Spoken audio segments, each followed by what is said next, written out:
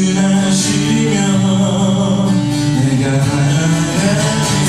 다시 그곳에 나의 기원합니다.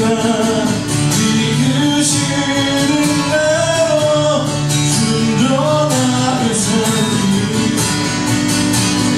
하늘을 열어 통하여 일하소서.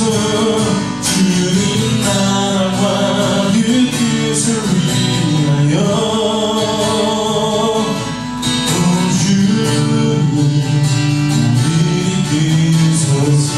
오 주님 우리 이끄소서. 오 주님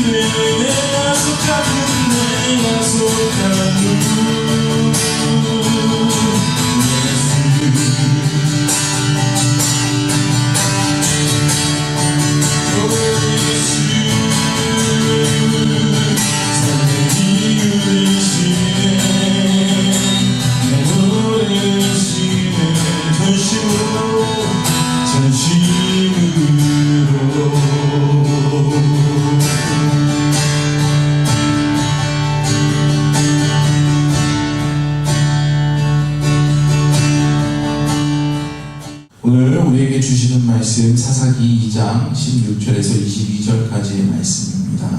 제가 봉독해 드리겠습니다. 여호와께서 사사들을 세우사 노략자의 손에서 그들을 구원하게 하셨으나 그들이 그 사사에게도 순종하지 아니하고 오히려 다른 신들을 따라가 음행하며 그들에게 절하고 여호와의 명령을 순종하던 그들의 조상이 행하던 길에서 속히 치우쳐 떠나서 그와 같이 행하지 아니하였더라. 여호와께서 그들을 위하여 사사들을 세우실 때에 그 사사와 함께 하셨고 그 사사가 사는 날 동안에는 여호와께서 그들을 대적의 손에서 구원하셨으니 이는 그들이 대적에게 압박과 괴롭게 함을 받아 슬피 부르짖음으로 여호와께서 뜻을 돌이켜 주셨음이거늘. 그 사사가 죽은 후에는 그들이 돌이켜 그들의 조상들보다 더욱 타락하여 다른 신들을 따라 섬기며 그들에게 절하고 그들의 행위와 패역한 길을 그치지 아니하였으므로 여호와께서 이스라엘에게 진노하여 이르시되 이 백성들이 내가 그들의 조상에게 명령한 언약을 어기고 나의 목소리를 순종하지 아니하였은즉 나도 여호수아가 죽을 때에 남겨둔 이방 민족들을 다시는 그들 앞에서 하나도 쫓아내지 아니하리니 이는 이스라엘이 그들의 조상들이 지킨 것 같이 나 여호와의 도를 지켜 행하나 아니하나 그들을 시험하려 함이라 하신다. 아멘. 사람의 역사를 보면 창세에서부터 지금까지 계속해서 반복됩니다. 하나님 앞에서 동일한 실수를 범하고 죄를 범하고 하나님께서는 이런 반복되는 실수와 그 범죄들을 경고하시고 때로는 체벌하시기도 하시고 하지만 또 용서하는 은혜가 반복되는 것을 볼 수 있습니다. 저에게는 어떤 예언의 은사는 없지만 제가 한 가지 분명하게 예언할 수 있는 한 가지는 앞으로도 사람은 계속해서 동일한 실수를 또 범하고 하나님 앞에 엎드리고 하나님께서는 우리에게 경고하시며 또 용서하시는 은혜가 반복될 것이다 라는 것을 제가 예언할 수 있습니다. 우리가 하나님 앞에서 넘어지고 또 회개할 때에 회복해 주는 그 하나님의 은혜를 볼 때에 여러분 어떤 것을 생각해 보십니까? 왜 우리가 이렇게 반복되는 죄를 짓고 넘어지는 줄 알면서도 왜 또 넘어질 수밖에 없는가? 또 죄를 범할 수밖에 없는가? 우리는 참으로 악한 존재인가? 성악설이 맞는 것인가? 라고 우리가 질문할 수 있겠습니다. 하지만 우리 존재가 악하지는 않습니다. 왜냐하면 하나님께서 우리를 지으실 때에 하나님의 형상대로 지으셨기 때문에 우리 본질이 악한 것은 아니다라는 것입니다. 그렇다면 더 궁금해지지 않습니까? 어떻게 세계목은 구조이길래 한간에 계속해서 뇌구조 이렇게 해가지고 그림 그리는 거 많이 유행했었잖아요. 도대체 우리는 어떻게 세계목은 구조이길래 계속해서 범죄하는가?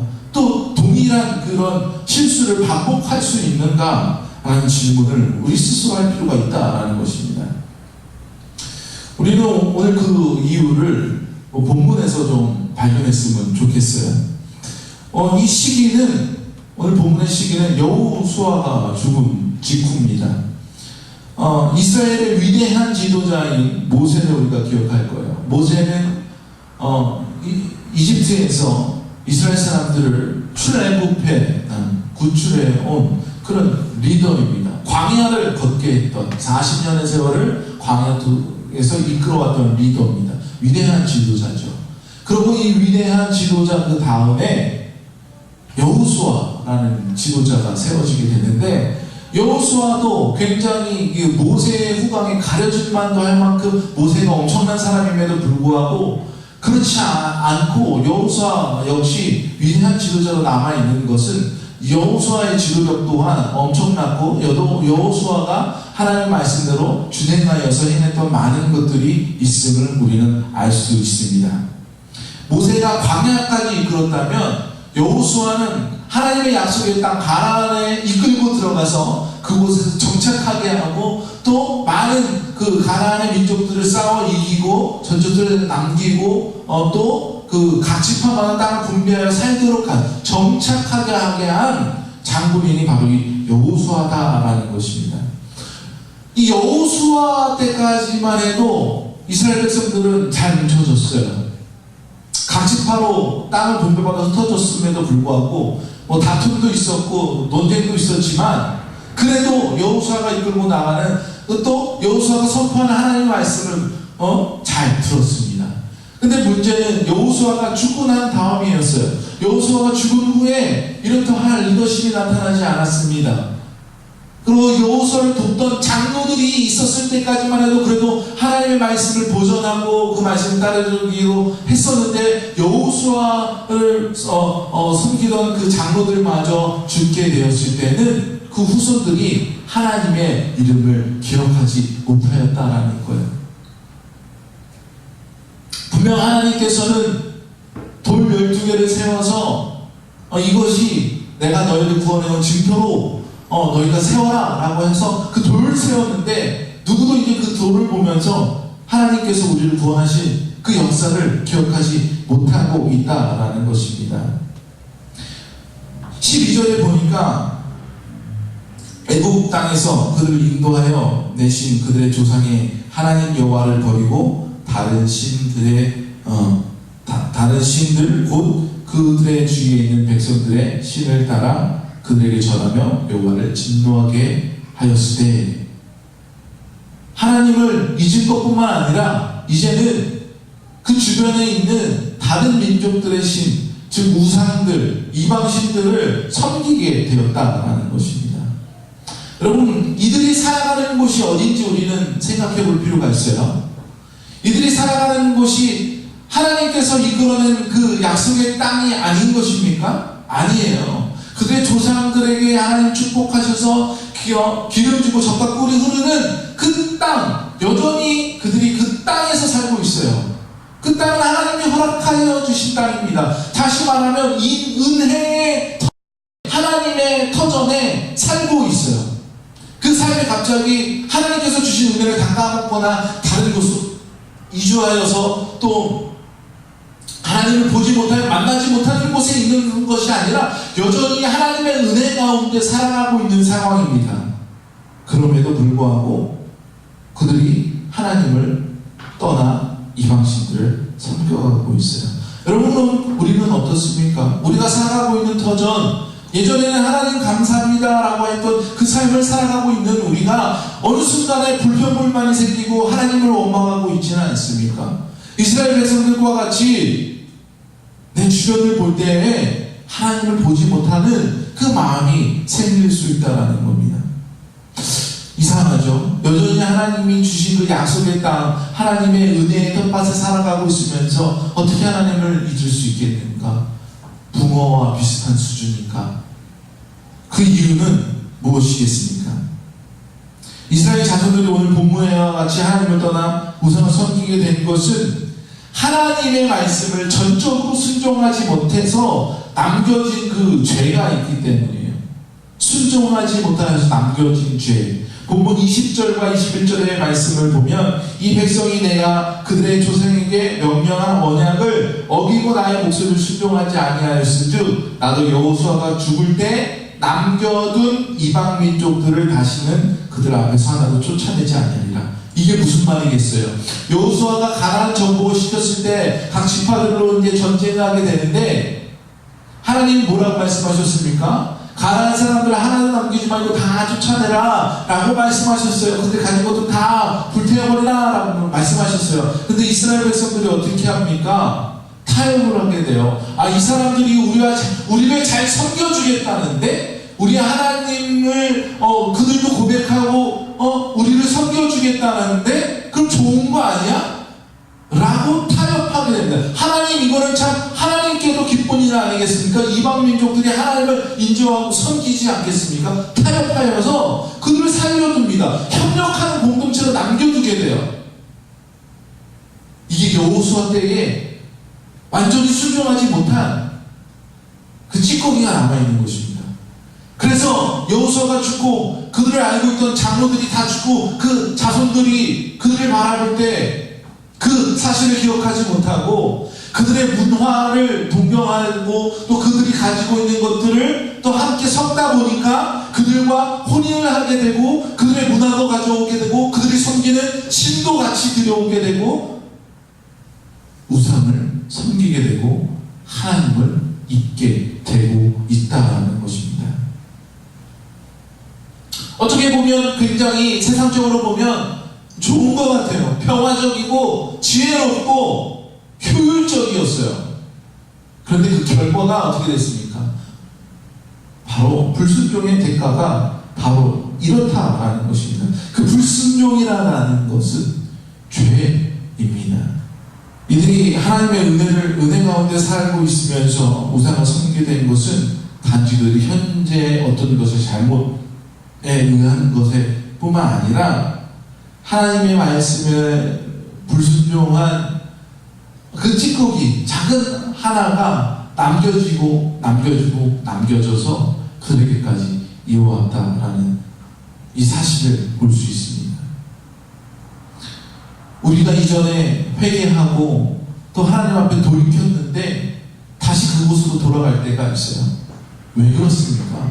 우리 안에 완전히 내려놓지 못한 그 찌꺼기가 남아있기 때문입니다. 내가 다 내려놨으면 그거에 대한 유혹이 이제 사라져야 되는데 내가 그거에 대한 찌꺼기를 가지고 있어요. 우리는 그거를 뭐라고 합니까? 미련. 우리가 부정할 수 있어요. 아니에요, 난 그렇지 않아요. 우리는 그런 거 갖고 있지 않아요. 그런데 우리의 몸이 우리의 심령이 그 죄에 대한 작은 찌꺼기에 반응을 합니다. 그래서 또 실수하다 넘어진 것에 또 회개하였으나 또 다시 넘어지는 실수를 거듭하는 겁니다. 그럼에도 불구하고 하나님께서는 여전히 이들을 사랑하시죠. 17절에 보면 이방신을 섬기게 된 이스라엘에게 음행하였다라고 표현하고 있는데, 그 이방신들 가운데서는 그 신전을 섬기고 있는 여자들과 음행하는 그 관습이 있는 그런 것도 얘기하는 것도 있지만, 히브리어 원어로 봤을 때 이 음행하다라는 것은 이방신을 섬기다라는 와 동일한 어원을 가지고 있어요. 우리가 하나님과 연합하다라는 말을 하지 않습니까? 연합하다라는 말의 어원이 그 결혼의 어원과 동일해요. 히브리어에서. 그러니까 하나님과 신부된 우리가 하나님과 연합하는 것이 하나님과 결혼한 것이 되는 것이고, 그리고 이방신을 섬기는 것이 바로 우리가 음행하게 된다라는 것이죠. 어원적으로 그렇습니다.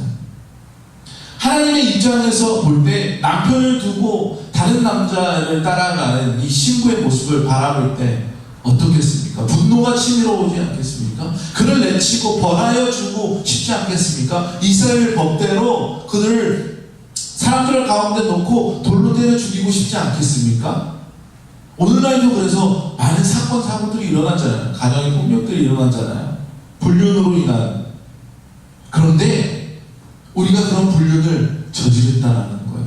하나님을 두고 다른 죄를 따라갈 때에 우리가 그런 불륜함을 저지르고 있다는 것입니다. 하나님의 마음이 얼마나 무너졌을까요? 하나님의 마음이 얼마나 힘들었을까요? 그런데 그럼에도 불구하고 하나님은 이들을 여전히 사랑하세요. 그러면서 사사를 세우죠. 이스라엘 민족들이 하나님 내가 잘못했네요, 내가 지금까지 잘못 살아왔나 봐요 라고 울부짖을 때마다 사사를 세우십니다.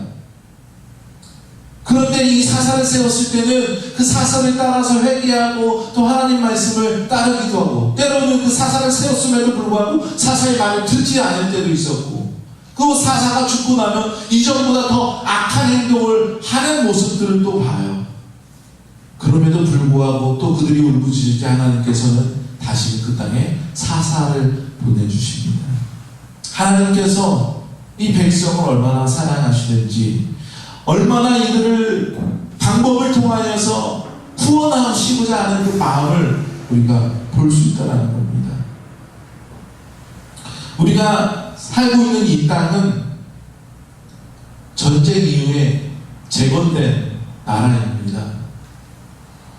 세계 어디서도 볼 수 없는 급성장을 이뤄낸 나라예요. 그런데 그럴 수 있었던 배경에는 많은 선교사들의 밑받침이 있었고 교회들의 후원이 있었습니다.